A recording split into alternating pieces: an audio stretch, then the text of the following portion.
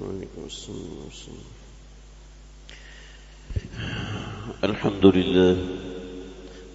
لله نحمده ونستعينه ونستغفره ونعوذ بالله من شرور أنفسنا ومن سيئات أعمالنا.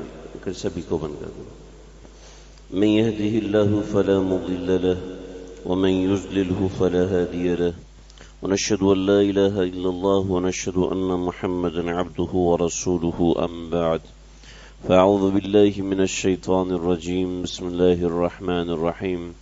يا أيها الذين آمنوا اتقوا الله وكونوا مع الصادقين. وقال تعالى قل للمؤمنين يغضوا من أبصارهم ويحفظوا فروجهم ذلك أزكى لهم إن الله خبير بما يصنعون. دین کا سب سے بڑا حکم فرض کہلاتا ہے، یعنی جس چیز کے بارے میں کہہ دیا جائے کہ یہ فرض ہے تو اس کا معنی ہے کہ یہ اللہ کا سب سے بڑا حکم ہے. یہ اللہ کے بہت سے حکم سب سے بڑے ہیں، ان میں سے ایک یہ بھی ہے. اللہ سے دوستی بنانا، تزکیہ نفس، یہ فرض ہے. ہر مسلمان کے ذمہ فرض ہے کہ اس کا تزکیہ ہو، یعنی اس کا دل صاف ہو. کس چیز سے؟ بہت سی چیزیں ہیں، ان میں سے ایک چیز میں آج ذکر کر رہا ہوں، اور وہ یہ ہے کہ ہر مسلمان کے ذمہ فرض ہے کہ اس کا دل گناہوں سے پاک ہو. گناہ کی ایک خاصیت ہے، انسان جب پہلی مرتبہ گناہ کرتا ہے تو اس کو گھبراہٹ ہوتی ہے، پریشانی ہوتی ہے، پسینے آتے ہیں، تکلیف ہوتی ہے کہ یہ میں نے گناہ کیا ہے. اس کا ضمیر اس کو بار بار ملامت کرتا ہے کہ تم نے گناہ کیا، تم نے گناہ کیا، تم نے گناہ کیا، اور وہ پریشان بھی ہوتا ہے، مایوس بھی ہوتا ہے، اپنے آپ کو کوستا بھی ہے. پھر جب دوسری مرتبہ کرتا ہے، جب 10 مرتبہ وہ گناہ کر لیتا ہے تو وہ پریشانی نہیں ہوتی. جب 100 مرتبہ گناہ کر لیتا ہے تو بھی ویسی پریشانی نہیں ہوتی. اور جب اس سے اوپر مرتبہ وہ گناہ کرتا ہے تو بعض مرتبہ ایسے ہوتا ہے کہ انسان کو کوئی ندامت نہیں ہوتی، کوئی افسوس نہیں ہوتا. جب کوئی افسوس نہیں ہوتا تو انسان توبہ بھی نہیں کرتا، اس کے ساتھ اس کو ندامت نہیں ہوتی، اور بعض مرتبہ وہ اس گناہ کو حلال سمجھنے لگتا ہے. جب وہ اس گناہ کو حلال سمجھنے لگتا ہے تو ایمان سے چلا جاتا ہے. یعنی اس طریقے سے گناہ انسان کو اسلام سے بھی نکال دیتے ہیں. جس کو ہم آسان سمجھ رہے ہوتے ہیں کہ یہ تو کوئی مسئلہ ہی نہیں ہے، وہ ایسی چیز ہوتی ہے جو ہمیں اسلام سے بھی خارج کر دیتی ہے. لوگ یہ سمجھتے ہیں کہ یہ مسلمان ہے، یہ حاجی صاحب ہے، یہ بزرگ آدمی ہے، یہ نیک ہے، لیکن اصل میں گناہ اس کو دائرہ اسلام سے بھی خارج کر چکا ہوتا ہے. نبی اکرم صلی اللہ علیہ وسلم کا ارشاد ہے، قرب قیامت میں ایسا زمانہ آئے گا کہ جب لوگ صبح کریں گے تو مسلمان ہوں گے، لیکن جب شام ہوگی تو وہ کافر ہو چکے ہوں گے. اور قرب قیامت میں ایسا وقت آئے گا کہ جب رات کے وقت لوگ سوئیں گے تو وہ مسلمان ہوں گے، جب صبح اٹھیں گے تو وہ کافر ہوں گے. وہ ایسا زمانہ ہے کہ جب انسان اپنے نظریات کو ایسے کر لیتا ہے. چنانچہ میں آج صرف ایک گناہ کا ذکر کر رہا ہوں، وہ گناہ ہے بدنظری کا. یہ گناہ ہمارے معاشرے میں اتنا عام ہو چکا ہے، اس کو اتنا پھیلایا جا رہا ہے کہ اس کا گناہ ہونا ہی ہمارے دلوں سے نکلتا جا رہا ہے، اس کا برا ہونا ہی ہمارے دلوں سے نکلتا جا رہا ہے. ٹیلی ویژن ہے، ٹی وی ڈرامے ہیں، بل بورڈز ہیں، ان کے ذریعے سے تو پہلے اس گناہ کو ترویج حاصل تھی، لیکن اب کیا ہے، پہلے یہ گناہ صرف باہر نکلنے والا کرتا تھا. یعنی جو گندا بندہ گھر سے باہر نکلتا تھا وہ اس گناہ میں مبتلا ہونے کا اندیشہ ہوتا تھا. لیکن اب کلاس روم ہے، ٹیوٹر اکیڈمی ہے، وہاں پر بھی اس گناہ کا موقع ہے، ایک خالی کمرے کے اندر بھی اس گناہ کا وافر موقع ہے۔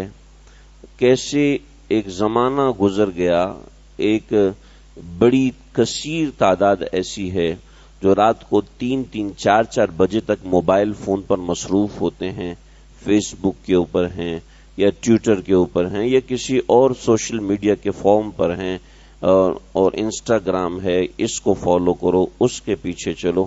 ایک ہماری بڑی جنریشن ہے کہ جس کو سائنسدان بننا تھا، ایک بڑی جنریشن ہے جس کو سرحدوں کی حفاظت کرنی تھی، ایک جنریشن ہے جس کو ہمارا ڈاکٹر بننا تھا، ایک جنریشن ہے جس کو اس قوم کو سنبھالنا تھا۔ وہ جنریشن کہاں جا رہی؟ ایک بڑا طبقہ، سب نہیں جا رہے، ایک بڑا طبقہ ہمارا ایسا ہے جو اسی چیز میں مبتلا ہے کہ ان کی زندگی صرف موبائل فون رہ گیا ہے، ان کی زندگی صرف ٹیبلٹ اور کمپیوٹر رہ گیا ہے، سوشل میڈیا کے اکاؤنٹس رہ گئے ہیں، برباد ہو چکے ہیں، اور وہ اگر بننا چاہتے ہیں تو کھلاڑی بننا چاہتے ہیں، اگر وہ بننا چاہتے ہیں تو پہلوان بننا چاہتے ہیں، اگر بننا چاہتے ہیں تو بلاگرز بننا چاہتے ہیں کہ بلاگرز بن جائیں، ہمارے اتنے فالوورز ہو جائیں، بننا چاہتے تو یوٹیوبر بننا چاہتے ہیں، بننا چاہتے ہیں تو ڈاکٹر نہیں بننا چاہتے، انجینئر نہیں بننا، کہنے کو تو ڈاکٹر بنیں گے لیکن نہ وہ اس درجے کی تعلیم ہے، نہ اس درجے کا سیکھنا ہے، نہ اس درجے کا سکھانا ہے۔ بھئی اس کے لیے تو گھنٹوں گھنٹوں کا آپریشن چلتا ہے، محنت ہوتی ہے۔ جب آپ یکسوئی سے نہیں پڑھ رہے تو ڈیفینیٹلی ایسا ہی ہو۔ تو یہ بدنظری کا گناہ اتنا عام ہو چکا ہے کہ اس کا گناہ ہونا ہی نہیں سمجھا جاتا۔ ہمارے ہاں عام طور پہ خبریں سنی جاتی ہیں، جو دیکھیں جو گناہ ہے یہ جوان کے لیے بھی گناہ ہے، چھوٹے کے لیے بھی گناہ ہے، عالم دین کے لیے بھی گناہ ہے، مفتی صاحب کے لیے بھی گناہ ہے، امام صاحب کے لیے بھی گناہ ہے۔ اگر جوان کرتا ہے تو وہ بھی گنہگار ہو رہا ہے، اگر ادھیڑ عمر کا انسان کرتا ہے تو وہ بھی گناہ میں مبتلا ہو رہا ہے، اگر کوئی خاتون کر رہی ہے تو وہ بھی گناہ میں مبتلا ہو رہی ہے۔ اسی طریقے سے اگر کوئی بوڑھا کر رہا ہے تو وہ بھی گناہ میں مبتلا ہو جاتا ہے، وہ بھی گناہ میں مبتلا سمجھا جائے گا۔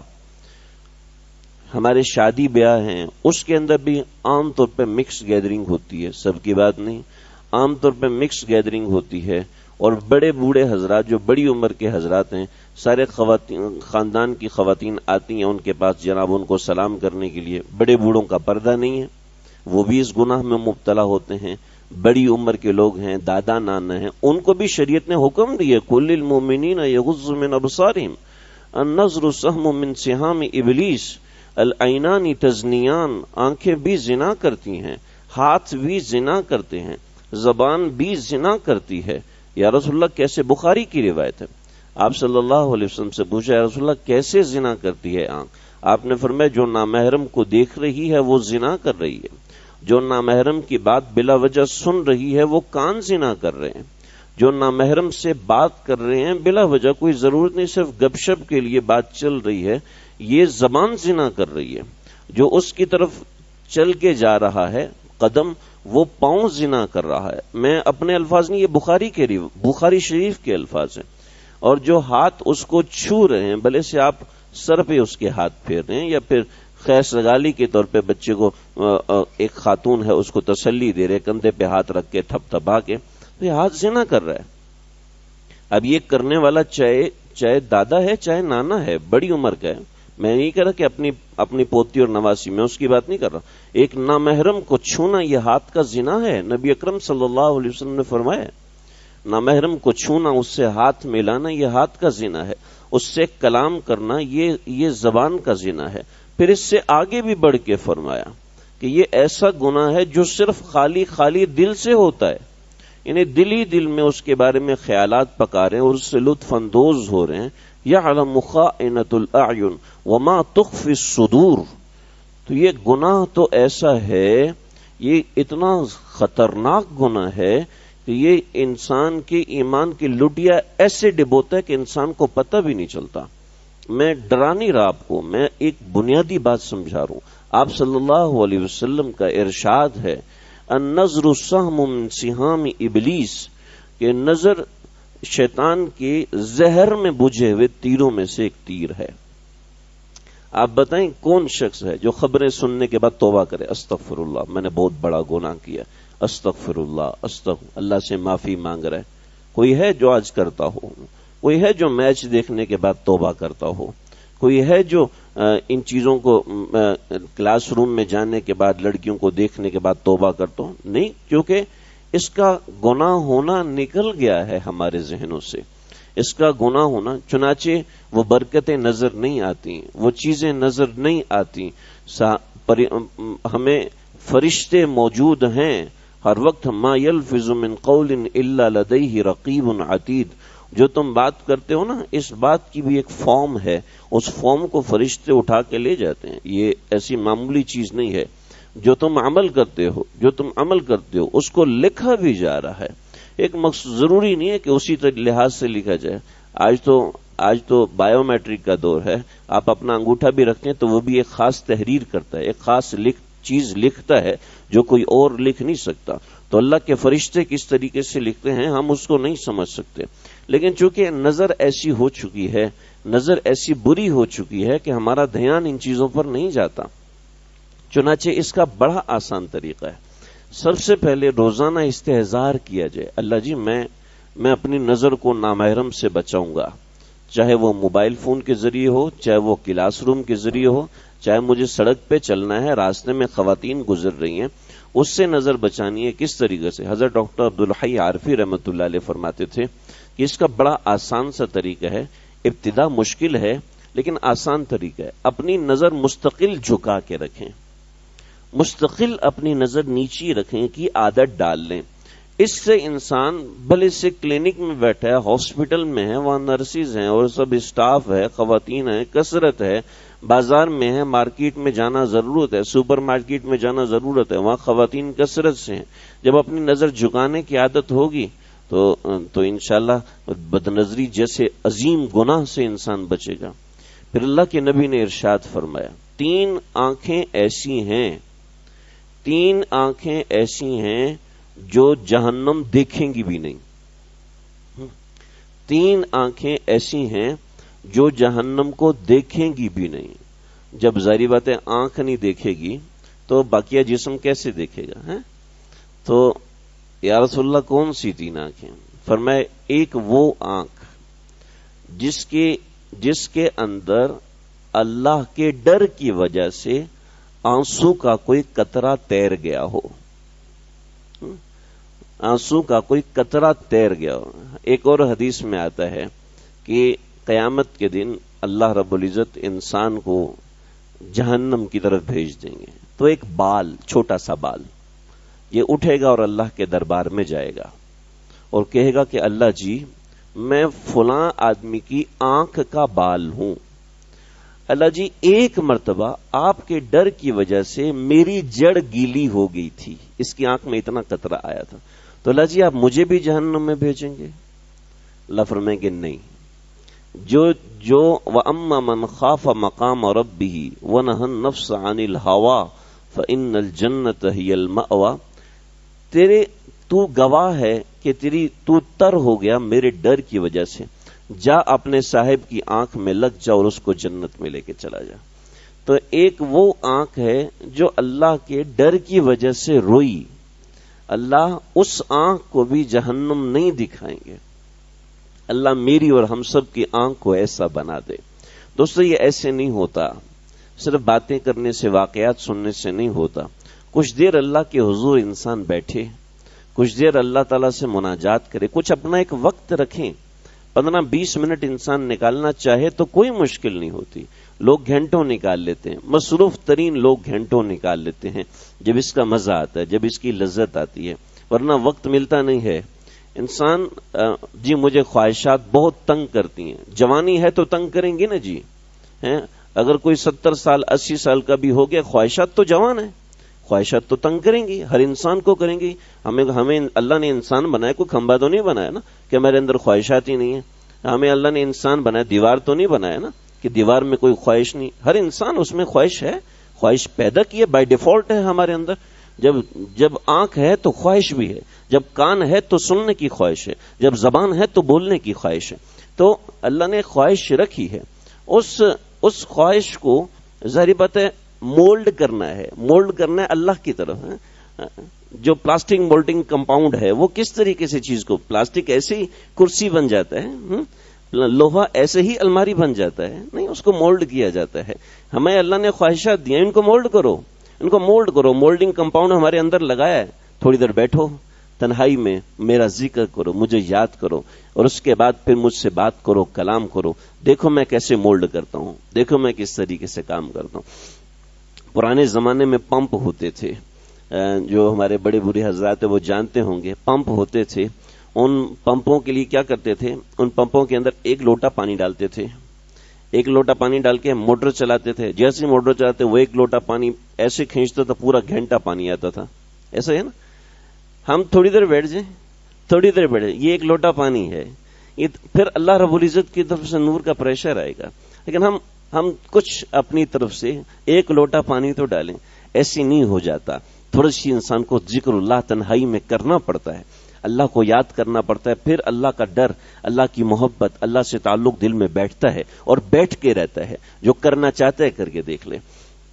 جو یہ چیلنج کرتا ہے میں گناہ نہیں چھوڑوں گا، وہ میں اس کو چیلنج کرتا ہوں تم گناہ نہیں چھوڑو، لیکن تھوڑی دیر اللہ کو بیٹھ کے یاد کرو، اللہ خود چھڑوائیں گے. حضرت کسی نے، میں اپنی بات نہیں کہہ رہا، میں تو حضرت تھانوی کے بات نقل کروں. کسی نے کہا حضرت یہ کیسے ہوگا؟ فرمایا کہ ایک بچہ ہے، وہ آپ کو انگلی سے پکڑ کے کھینچتا ہے، آپ کو پتہ چلتا ہے؟ جی پتہ چلتا ہے. کہ جب اللہ تعالیٰ پکڑ کے کھینچیں گے تو کیا نہیں ہوگا؟ سب ہوگا. ایک یہ کہ وہ آنکھ جو کہ اللہ کے خوف سے روئی، دوسری وہ آنکھ جو اسلامی ملک کی سرحد کی حفاظت کے لیے ایک رات جاگی، جو اسلامی ملک کی سرحد کی حفاظت کے لیے ایک رات جاگی، یہ آنکھ بھی جہنم نہیں دیکھے گی. اور تیسری وہ آنکھ کہ جو اللہ کی منع کردہ چیزوں سے رک گئی، یہ آنکھ بھی جہنم نہیں دیکھے گی. اللہ نے منع کیا ہے نامحرم خواتین کو دیکھنا، جو ٹی وی ڈراماز میں آتی ہیں، جو فلموں اور ایڈورٹیزمنٹ میں آتی ہیں. اور یہ جو خواتین کو تو الگ حکم ہے پردے کا، اس پہ بات کروں گا انشاءاللہ. لیکن مردوں کو حکم یہ ہے کہ وہ اپنی نظریں جھکا لیں. جب یہ نظر جھکے گی، چچا کی بیٹی ہے، ماموں کی بیٹی ہے، پھوپھی کی بیٹی، نامحرم ہے. اسی طریقے سے کسی کو مجبوری ہے، کسی لیڈی ڈاکٹر سے پٹی کروا رہا ہے، لیڈی ڈاکٹر انجیکشن لگا رہی ہے، اپنی نظر کو جھکائے، اپنی نظر کو بچائے. ہاسپٹل میں جاتا ہے، مارکیٹ میں جاتا ہے، یہ کسی ایسی جگہ پہ جاتا ہے جہاں خواتین کی آمد و رفت بہت زیادہ ہے، یا بہت زیادہ نہیں تو کچھ ہے، کلاس روم میں جاتا ہے، کالج میں جاتا ہے، یونیورسٹی میں جاتا ہے. آج کل آفس کا ماحول ایسا ہے کہ وہاں پر 50% عملہ خواتین کا ہوتا ہے. ایسی بہت سی جگہیں ہیں کہ جہاں پر 70% یا 80% خواتین ہوتی ہیں، وہاں بھی جاتا ہے. کام کی مجبوری ہے، جانا جائز ہے بالکل، لیکن اپنی نظر جھکا کے رکھیں. اللہ نے ایسی آنکھ کو بڑے انعام دیے ہیں، بہت بڑے بڑے انعام دیے ہیں. اور بھی باتیں ہیں انشاءاللہ آئندہ ذکر کروں گا. اللہ مجھے آپ کو ہم سب کو سمجھنے کے عمل کرنے کی توفیق عطا فرمائے. وآخر دعوانا الحمدللہ رب العالمین. سنتیں پڑھ لیجئے.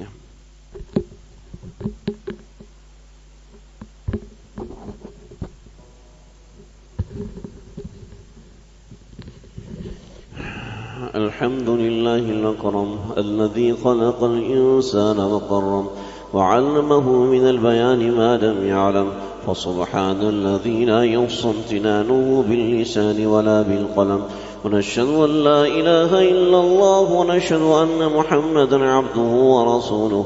أما بعد فإن علم الشرائع والأحكام وأعظم فرائض الإسلام ومن ثم أمر به وغض عليه تعليما وتعلما. فقد قال رسول الله صلى الله تعالى عليه وسلم بلغوا عني ولو آية. وقال عليه الصلاة والسلام تعلموا الفرائض والقرآن وعلموا الناس فإني مقبوس. أعوذ بالله من الشيطان الرجيم. أمن هو قانت آناء الليل ساجدا وقائما يحذر الآخرة ويرجو رحمة ربه. قل هل يستوي الذين يعلمون والذين لا يعلمون إنما يتذكر أولو الألباب.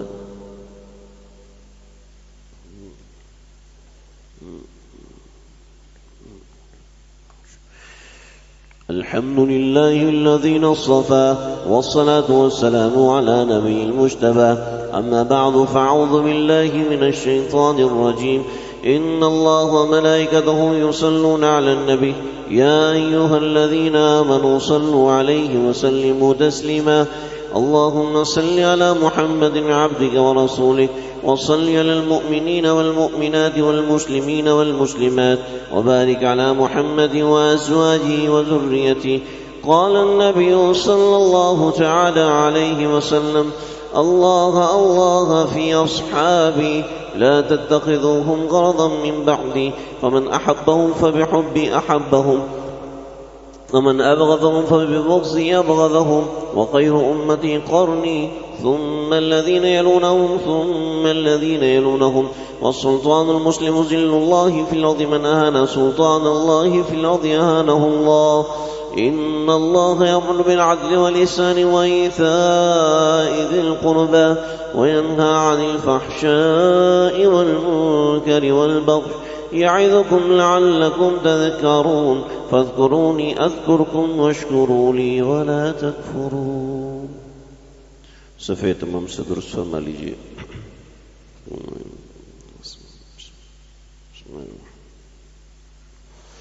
الحمد لله رب العالمين الرحمن الرحيم مالك يوم الدين إياك نعبد وإياك نستعين اهدنا الصراط المستقيم صراط الذين أنعمت عليهم غير المغضوب عليهم ولا الضالين.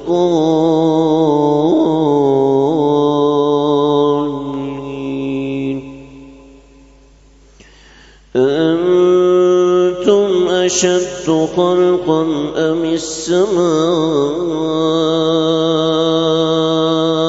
بناها رفع سمكها فسواها وأغطش ليلها وأخرج ضحاها والأرض بعد ذلك دحاها أخرج منها ماءها ومرعاها والجبال أرساها متاعا لكم ولأنعامكم. الله أكبر. الحمد لله رب العالمين الرحمن الرحيم مالك يوم الدين إياك نعبد وإياك نستعين اهدنا الصراط المستقيم صراط الذين أنعمت عليهم غير المغضوب عليهم ولا الضالين.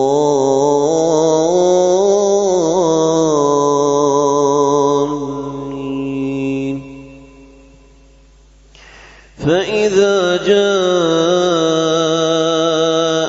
الطامة الكبرى يوم يتذكر الإنسان ما سعى وبرزت الجحيم لمن يرى فأما من طغى وآثر الحياة الدنيا فإن الجحيم هي المأوى وأما من خاف مقام ربه ونهى النفس عن الهوى فإن الجنة